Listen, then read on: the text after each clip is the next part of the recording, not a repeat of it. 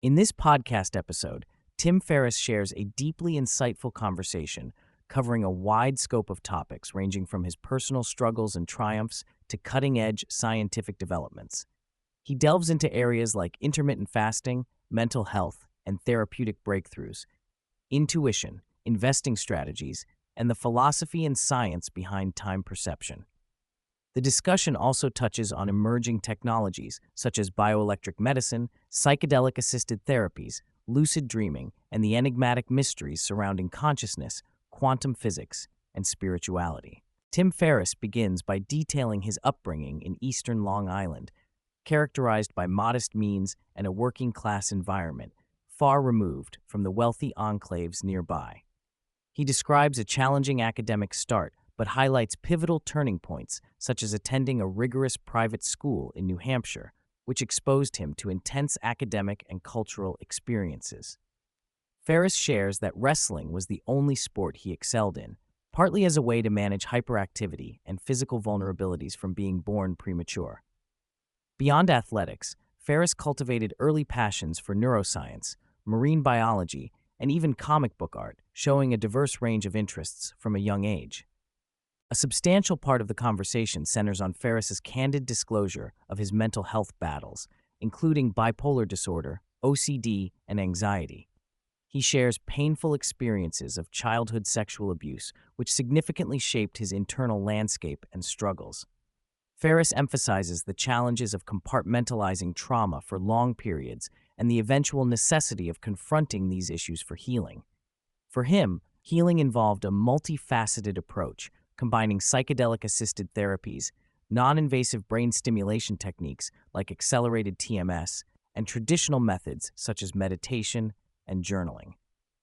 He stresses the importance of treating mental health as interconnected with physical well-being and building resilient support systems. Ferriss explores intermittent fasting as one of the most impactful health behaviors he's adopted in recent years. Fasting until mid-afternoon has enabled him to significantly improve markers related to glucose and insulin regulation, which had stubbornly resisted improvement despite various diets.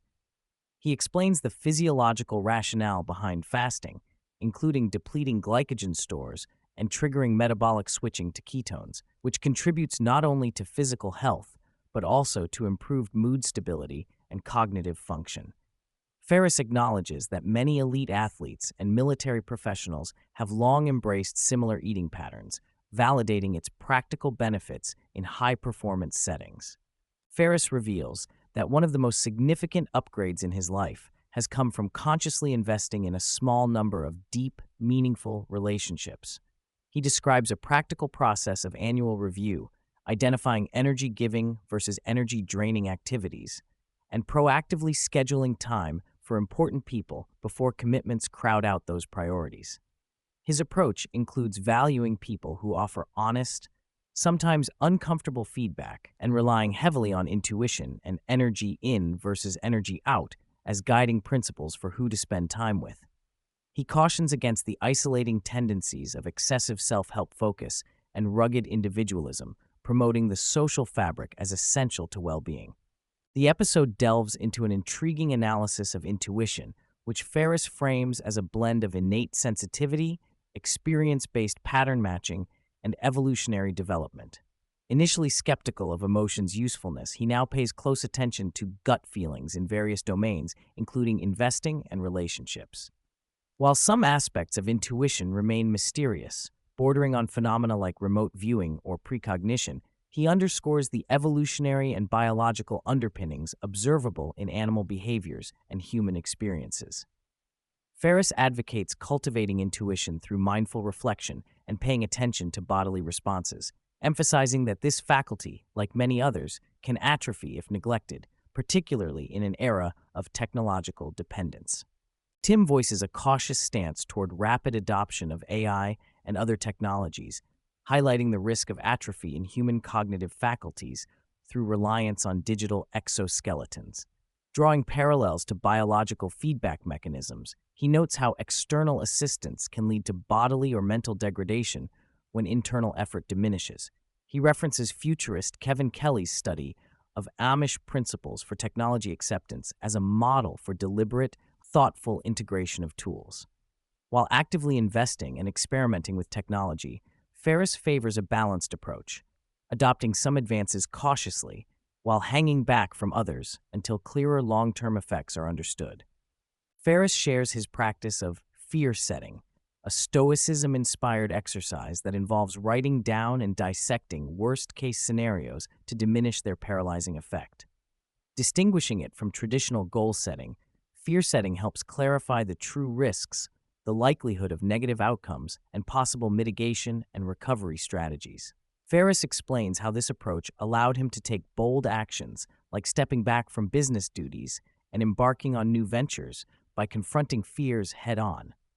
It encourages reevaluation of status quo risks, often overlooked, in favor of action that leads to meaningful change, particularly valuable for those prone to anxiety or rumination. Another practical mental health tool Ferriss discusses, morning pages, inspired by Julia Cameron's work, wherein one writes freely for 2 to 3 pages daily to clear mental clutter. He explains that recording thoughts externalizes them, enabling detachment and reducing obsessive rumination. The habit fosters psychological space and focus, much like exercising or flossing, and yields tangible benefits even after a short, consistent period. Writing acts as a moderator between thought and action, enhancing self-awareness and emotional regulation. The podcast delves deeply into psychedelic-assisted therapies, where Ferriss draws upon over a decade of personal experimentation and research. He views psychedelics as powerful but not universal or risk-free tools, emphasizing that integration, setting, and caution are critical to positive outcomes. Highlighting the complex politics and interpersonal dynamics of the psychedelic community, he underscores that these therapies require medical supervision and screening for contraindications like a family history of schizophrenia. In parallel, Ferriss expresses excitement for bioelectric medicine and non-invasive brain stimulation, such as accelerated TMS and vagus nerve stimulation, which show promise for treating psychiatric and autoimmune conditions with potentially fewer risks.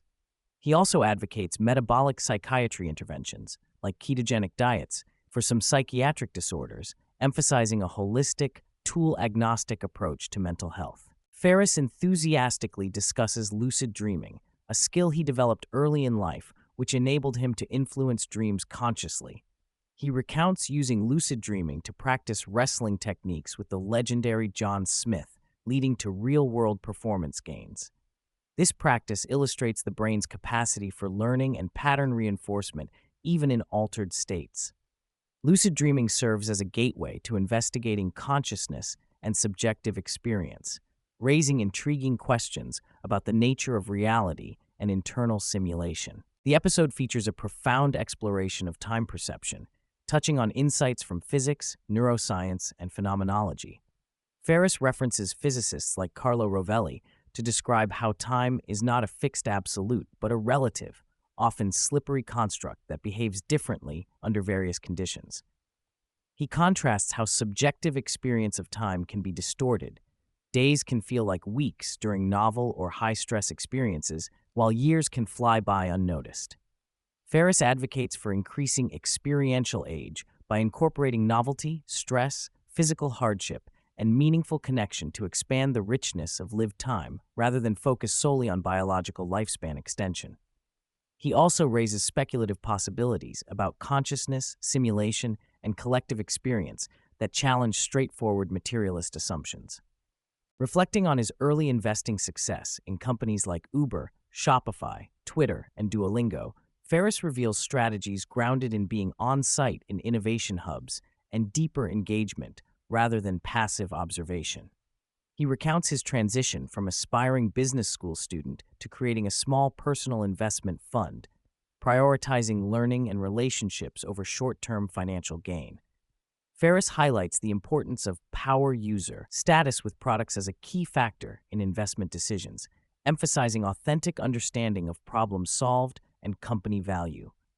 He also stresses conservative bankroll management, the necessity of saying no to most opportunities, and waiting for well-aligned, fat-pitch chances, all framed by reflective fear-setting practices to manage risk.